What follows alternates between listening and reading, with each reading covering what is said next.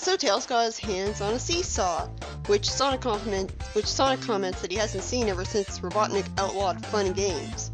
I don't understand why he would though. I mean, I get that maybe he's spiteful and doesn't want people other than him to have fun. But this is the problem I have with Eggman. He's not a person, he's a plot device. He's there to be a villain and that's it. So they make him a ridiculously over-the-top strawman who hates everything good just because it's good, like freaking Zord, or whatever the emo Zeddy is called. And it just goes past the point of believability. It's not good to have Eggman be too comedic because then he's just pathetic, but this is the other extreme, where he fails to function as a human being. The best Eggman would be a threat to the extent of the comics while still being a believable character. Anyways, I like how Rotor immediately gets all giddy and wants to try the seesaw out. In complete blissful ignorance of the fact that his weight compared to that of Tails will make the seesaw not work the way he wants, as he never played within the playground before. The issue with him wanting an ant farm just to have the simple joy of watching ants kind of endeared him to me in that specific context. The appeal of Rotor may be that he's a genius who's also simple-minded like a child, making him innocent and endearing. And since Eggman is also supposed to be a man-child, but he's the evil kind, this makes Rotor an excellent contrast by showing the good side of being like a child. So while I still don't really like Rotor, seeing him as just a character for spouting puns and other forced jokes who just happens to be an engineer to justify himself, I can at least appreciate him in moments like this, where his character seems to come to life, being likable. But there is certainly a problem with the character when it took me this long to understand why people are anything other than meh towards him. He's not bad, but he's also not good either. Anyways, after Rotor sits on the seesaw, this actually sends Tails flying up to the ceiling where he hits his head on it, giving him a brutal concussion that leaves him in a coma. Nah, that's not what happened, because that would make sense. Instead, Tails is just fine, and while Rotor tries to catch him from landing on the hard floor and shows that he truly cares about him in the process, Sonic is ultimately the one to catch him, which pushes Rotor out of the way. Through the power of plot convenience, Rotor finds out that there was a treasure map of Sonic's uncle hidden in the hole Tails made in the ceiling of the Freedom Fighters base. Why the hell was that there? What, does this underground base have a connection with Uncle Chuck somehow? Sonic didn't even live here until after he was roboticized. And, like, Sally just met Sonic after he was roboticized. So, what? And Rotor looks like an idiot here by somehow mistaking the map for connect the dots. Okay, I might find him charming as a brilliant simpleton, but don't make him into Big the Cat levels of stupid, that's just irritating. He's better than that. The map probably doesn't have the right proportions or anything, so the X should just be there as a very basic guideline for where you should dig. And the Freedom Fighters bring up that money has no value since Eggman took over the planet. I'll come back to this. But them saying that only makes the earlier short story Foiled Again, where they're making comics to make money, make even less sense. And Sonic says there's gotta be a better way to earn a living, when this panel makes it clear that you can't earn a living. Now back to that. I can only understand how that would work in the context of money has no value because only people with free will can spend it and get paid it, and those people are all either in hiding or working as slaves anyways. So there's no need of money. And like Eggman can just threaten to get what he wants, so he doesn't need to pay people. It's just a weird concept to me, a country with no money. But since that country is the only country on its planet, so it doesn't have to deal with other countries, it doesn't have to use currency by dealing with them, like in trading and stuff. It's just a little ridiculous to me. Although it does make sense considering Eggman's, like, iron grip on the world. However, Sonic mentions that since Uncle Chuck was magically a brilliant inventor, yeah, I still find that kind of hard to believe. They already have Tails and Rotor and Eggman, too. His treasure might actually be a useful invention. Why the hell has he buried such a useful invention? Why the hell he had buried such a useful invention before being roboticized so that Sonic would be able to look for in the first place? I have no clue. So far, this looks like a story with the most inane of excuse plots. But let's go with it. I'm still interested to see how this turns out. Well, I've already read the comic by this point, but you know what I mean. So, the Freedom Fighters start searching for this magical treasure in Mobius National Park, which somehow Eggman hasn't torn down from his hatred of nature yet. Why are any forests in Mobius still up yet? Well, good, at least the comic did acknowledge the silliness by having the natural park indeed be polluted and ruined. But still, logically all the forests in the world shouldn't have still been standing right now.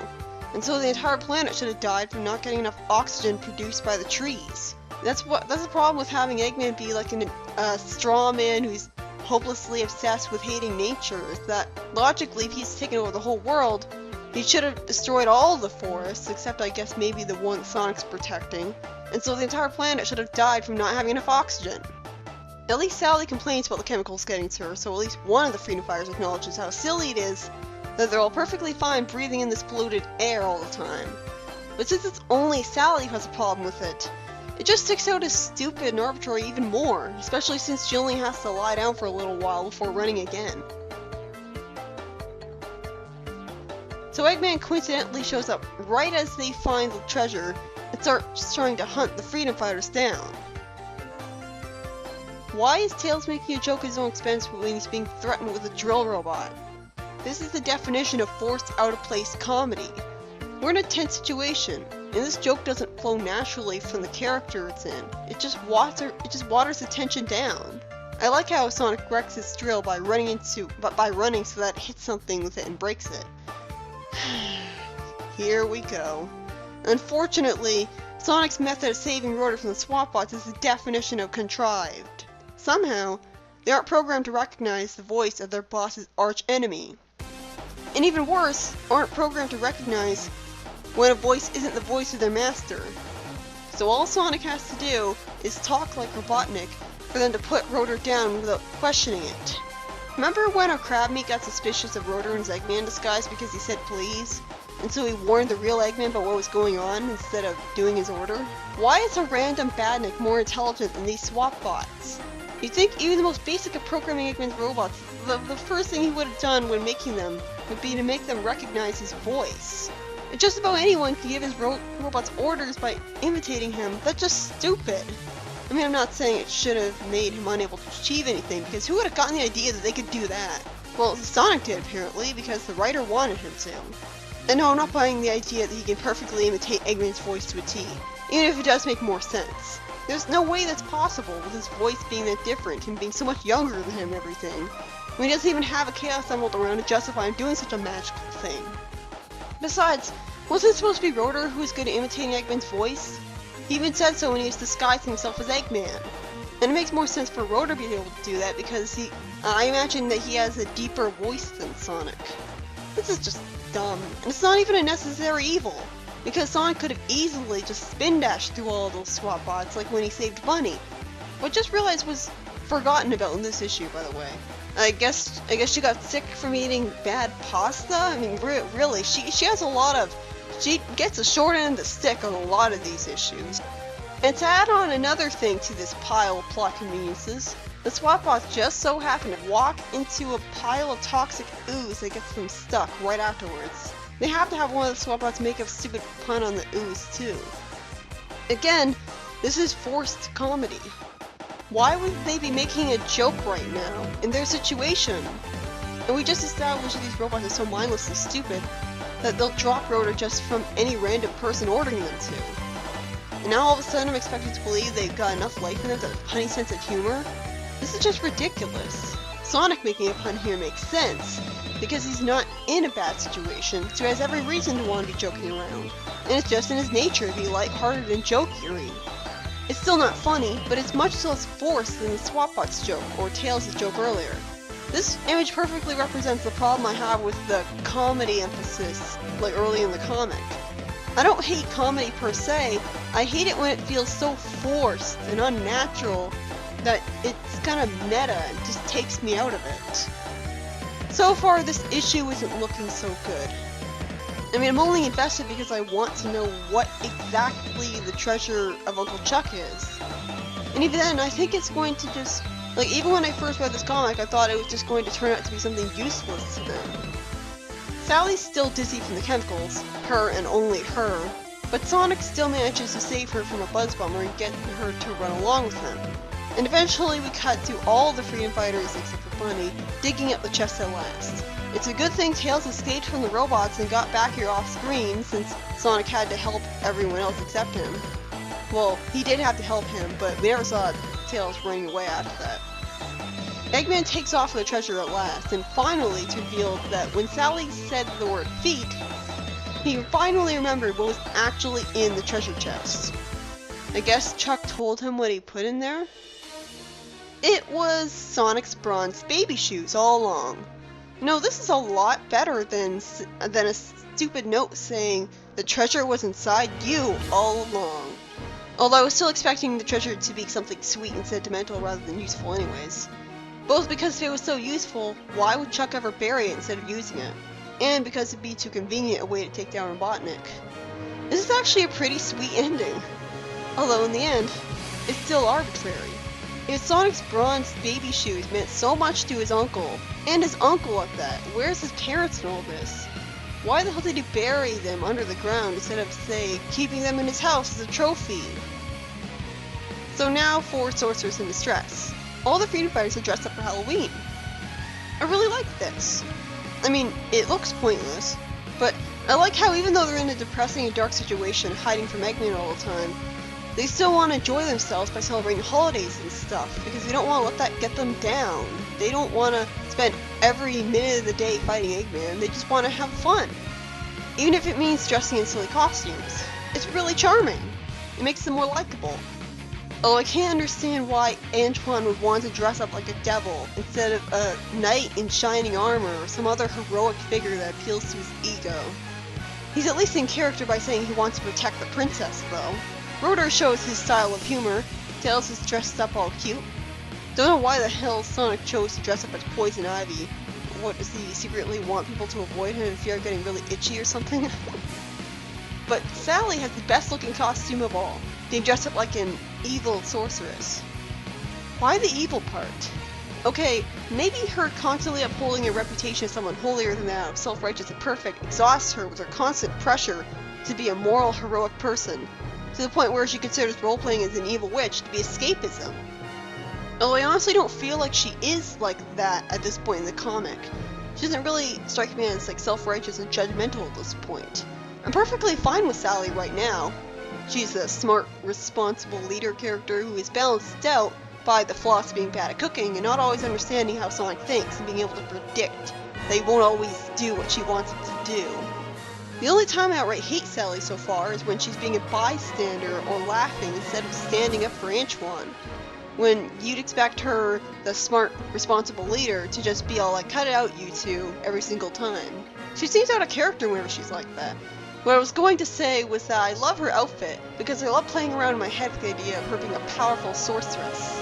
Remember, I complained about the Freedom Emeralds being totally discarded, because the Four Stars remain much less competent than Sonic is, being unable to really fight. Even if the whole Robotnik problem would have been solved far too easily if she was a sorceress who could just zap him away, but, you know, she could have been like less powerful than that.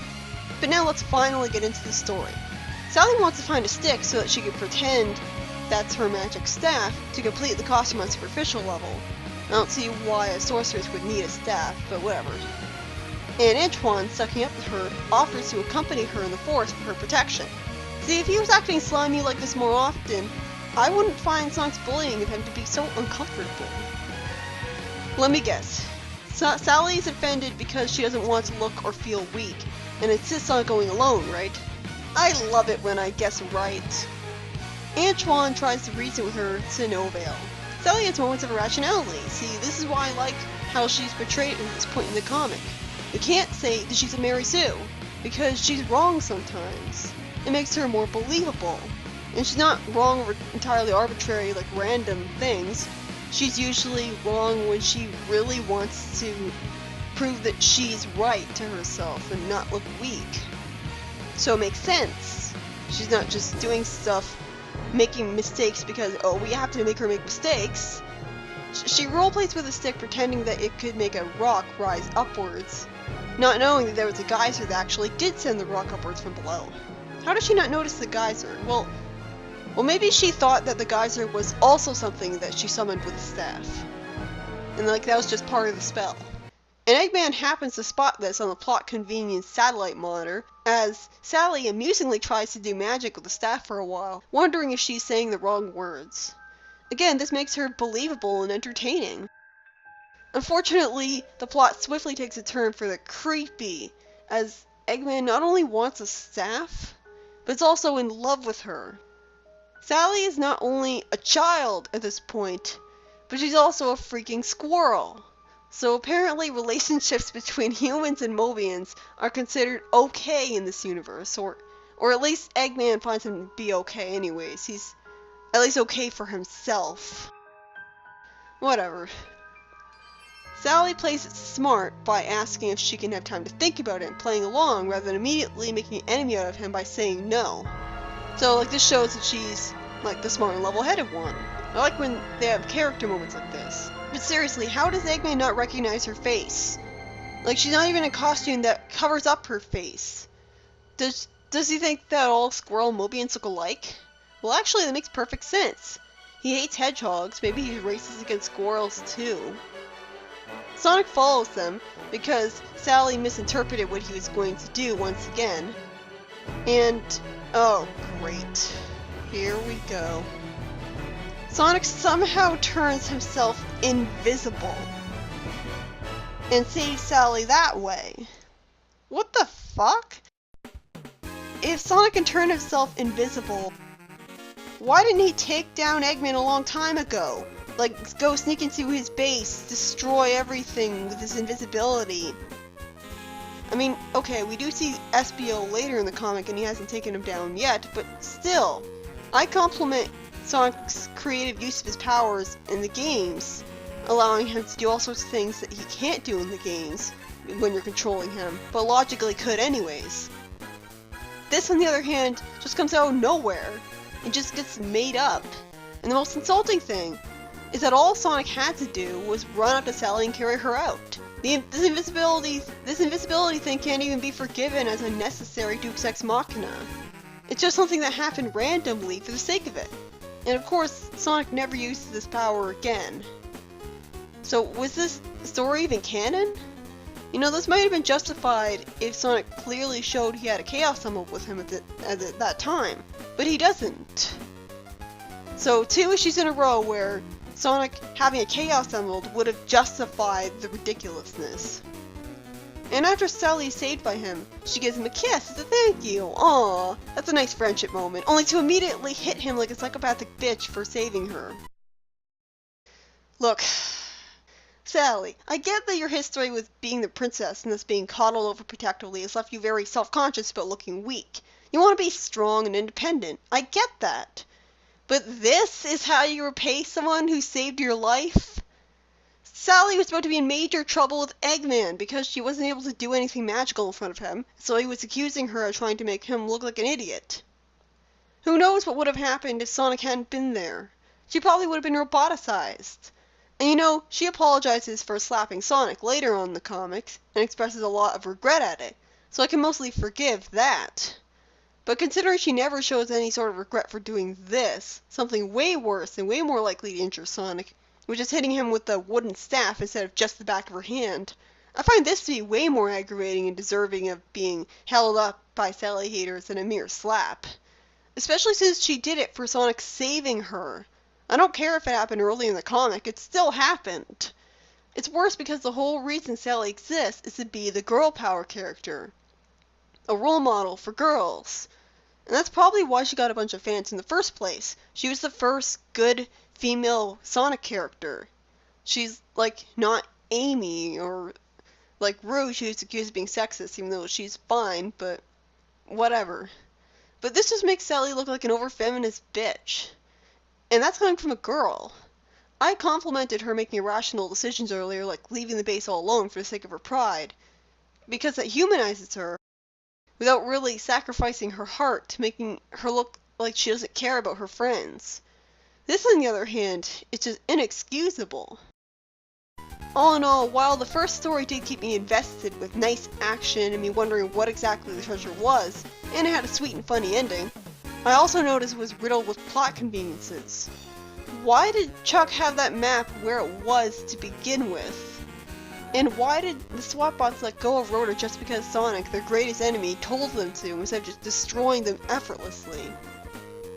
In the second story, Well, an interesting premise. Eggman wanted to marry Sally, and that was really creepy considering the age and species difference. Not to mention him not noticing who she is. And Sally has a major bitch moment at the end. Sorry, Angelo. I may appreciate the story focus on a character other than Sonic here, and how she feels more human. But don't make her an ungrateful bitch. She can be irrational at times and still care about her friends.